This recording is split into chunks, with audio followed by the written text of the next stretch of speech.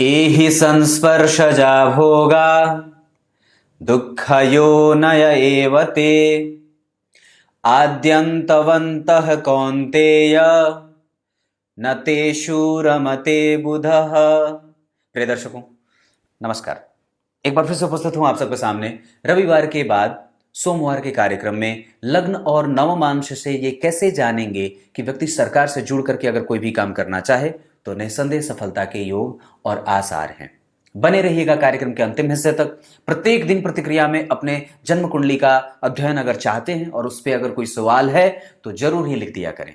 और सुबह वाला कार्यक्रम जो 10 बजे से लेकर के 11 बजे के बीच में जाता है उसे जरूर देखा करें। एप्लीकेशन आपने डाउनलोड किया कि नहीं ये चेक कर लीजिए। और साथ ही साथ कार्यक्रम में आरंभ से लेकर के अंतिम तक बने रहिए। कार्यक्रम के आरंभ में बोले गए श्लोक का अर्थ भी बताने वाला हूं। शुरू करते हैं आज का कार्यक्रम।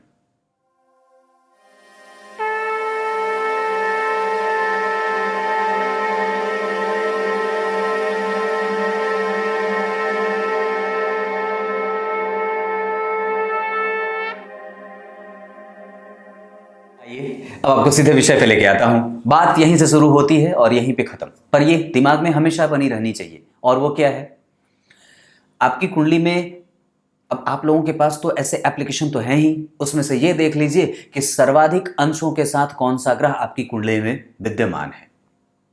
सर्वाधिक अंशों के साथ आपकी कुंडली में कौन सा ग्रह विद्यमान है। जैसे यहां मैंने बुध को 26 डिग्री 21 कला पे बिछाया है और जन्म कुंडली अगर चाहे किसी भी लग्न की बनती हो, यहां मैंने 11 नंबर की कुंडली बनाई है, यह कुंभ लग्न की कुंडली है। 11वें नंबर की राशि कुंभ राशि होती है।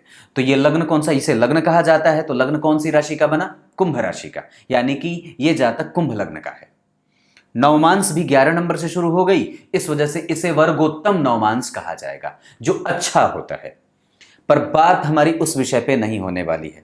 मैंने क्या कही बात कि अगर किसी भी व्यक्ति की कुंडली में जो सर्वाधिक, मतलब जिसे आत्मकारक ग्रह कहा जाता है, जो सर्वाधिक अंशों के साथ आपकी कुंडली में उपस्थित ग्रह है, वो बस एक लाइन की बात है, खत्म। यूं यहां उपस्थित है और नवमांश कुंडली में अगर वो सूर्य के नवमांश में बैठ रहा है, मतलब सूर्य की राशि में बैठ रहा है, अगर लग्न कुंडली का कोई भी ग्रह जो सर्वाधिक अंशों के साथ उपस्थित है और वही ग्रह नवमांश कुंडली में सूर्य के नवमांश में, मतलब सूर्य की राशि में बैठा है, तो व्यक्ति को सरकारी नौकरी, सरकार से जुड़ करके, अब उसमें सूर्य से संबंधित जितने भी व्यवसाय होते हैं आप कर सकते हो। जैसे सरकार से जुड़ करके कोई काम करना, फर्नीचर का कारोबार करना, अगर सरकार से जुड़ करके सरकारी नौकरी का कोई काम करना हो, उससे राजनेताओं से मिलकर के कोई काम करना हो, टेंडर लेकर के कोई काम करना हो, कंस्ट्रक्शन आदि से संबंधित कोई काम करना हो, दवाइयों से संबंधित कोई काम करना हो, फलों से संबंधित कोई काम करना हो, सरकारी नौकरी में जिस भी पद पे जाने की इच्छा रखते हैं, आपकी कुंडली में आसानी से ये योग चेक किया जा सकता है। अगर नवमांश कुंडली में, लग्न कुंडली में जो ग्रह सर्वाधिक डिग्री के साथ उपस्थित है और वो नवमांश कुंडली में सूर्य के राशि में बैठ रहा है, तो आपको निसंदेह सूर्य से संबंधित व्यवसाय और सरकारी नौकरी का कारोबार कर लेना चाहिए। सरकारी नौकरी का कारोबार नहीं, सरकारी नौकरी से जुड़ करके कोई भी आप अपना काम आगे बढ़ा सकते हो या सरकारी नौकरी का प्रयास कर सकते हो, सीधी सी बात है। अब उसमें और भी क्या चीजें आप देख सकते हो कि आपकी कुंडली के लग्न चार्ट में सूर्य की स्थिति कितनी महत्वपूर्ण है, और साथ ही साथ उसकी कुंडली, उसकी जो स्थिति है वो नवमांश कुंडली में सूर्य के साथ भी अगर बैठ जाए, या सूर्य की अगर उस पर दृष्टि भी पड़ जाती है, जैसे मान लीजिए बुध यहां बैठे हैं, सूर्य यहीं बैठ करके इसे देख लेते। सूर्य जो है वो सरकार का कारक होता है। अगर किसी भी व्यक्ति की कुंडली में सूर्य की महत्ता और सूर्य की स्थिति को समझना है तो निस्संदेह हमें उसके वास्तविक प्रभावों को समझना होगा। और वो कैसे पता चले, तो आपकी कुंडली में सूर्य किस भाव का अधिपति है, वो कहीं का भी अधिपति होकर के अगर बढ़िया स्थिति में बैठा है तो व्यक्ति को सरकार से कहीं भी और कभी भी नुकसान होने की स्थिति में नहीं ले जाने देता। लेकिन वो स्थिति तब व्यक्ति को सरकार से नुकसानदायक हो जाती है जब उसकी कुंडली में लग्नेश राहु और केतु से पीड़ित हो, या फिर दशम भाव के अधिपति राहु और केतु से पीड़ित हो, या फिर वह पापकर्त्री में फंसे हुए हो, या फिर वो स्वयं अस्त स्थिति में होते हो, या सूर्य कमजोर स्थिति में बैठा हो, तो व्यक्ति की कुंडली में सूर्य को नुकसान में जब जाते हुए देखा जा रहा है तो निस्संदेह उस जातक के ऊपर से सरकार की गाज गिर सकती है। इस दशा काल में व्यक्ति को नुकसान की संभावनाएं कई गुना बढ़ जाती हैं। दूसरी बात, आप कभी भी ये देख करके पता नहीं लगा सकते कि आपकी कुंडली में सूर्य की स्थिति अच्छी है तो वो ठीक ही फल कर रहा है। अगर नवांश कुंडली में वो कमजोर जा रहे हैं, अच्छे भाव में नहीं बैठ रहे हैं और अगर वो अपने प्रभावों से हट रहे हों, राहु केतु के असर में आ रहे हों, तो निस्संदेह वहां पे सरकार की गाज आप पे गिर सकती है। आपको सरकारी नौकरी में मशक्कत करनी पड़ सकती है, अपने प्रभावों को दूसरों के सामने प्रकट करने में मशक्कत करनी पड़ सकती है, आत्मविश्वास को रीगेन करने में मशक्कत करनी पड़ सकती है और कई बार व्यक्ति की आत्मा कमजोर हो जाती है। वो किसी भी निंदनीय कृत्य को करने का अधिकारी या भागी या खुद को बना लेता है। ऐसी स्थितियां बनती है। मतलब क्या था?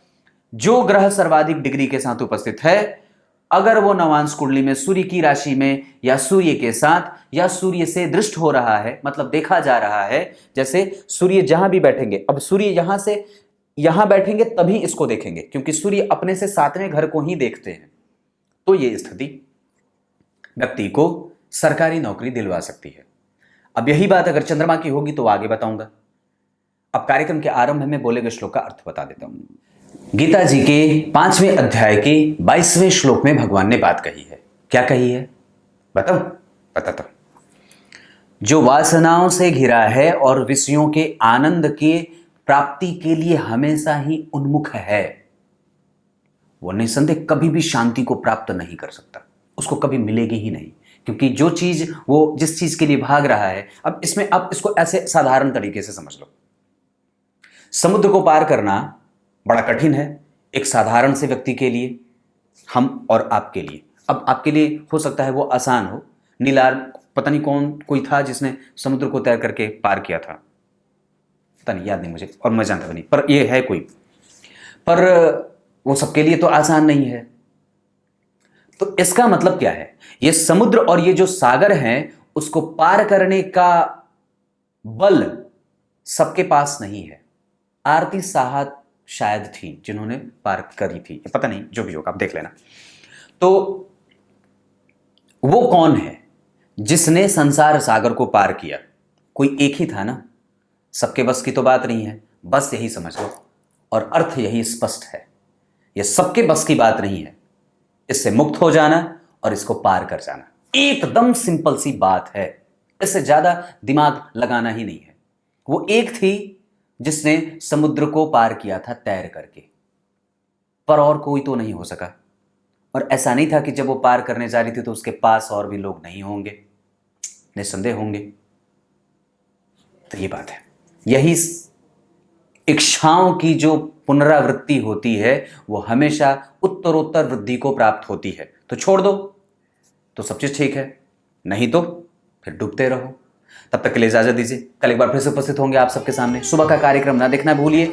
JYOTISHHILAKSHYA ज्योतिषीय लक्ष्य नाम से एप्लीकेशन है, उसे जरूर डाउनलोड करिए और प्रत्येक दिन का पंचांग और प्रत्येक दिन का कार्यक्रम आपको वहां पे मिल जाएगा। और प्रत्येक दिन के क्या, अब तो लगभग सभी कार्यक्रम वहां उपस्थित है।